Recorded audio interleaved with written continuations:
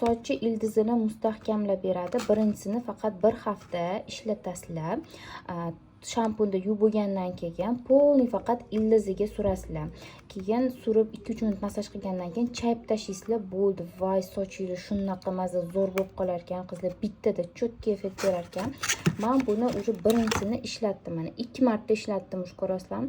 Rosa barakali ekan. Men bittada tez tugab qolsa kerak, kichkina ekan dedim. Yo'q qizlar, вообще zo'r narsa ekan.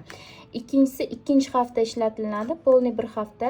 Sochingiz quruq, chigal, hashi bo'ladi-ku. Ana o'shanaqalarni zo'r namlantirib berar ekan qizlar. Bu faqat sochi uchiga ishlatiladi. 3-haftasida 3-sini ishlatasizlar, bilasizlar, bir xillan sochini ko'rsanglar, voy, sochini yaltillashini deysizlar-ku, ana o'shanaqa glow effekt berar ekan. Bu ham faqat sochi uchiga.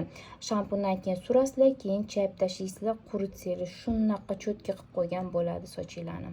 Bu soch uchun lecheniya qizlar.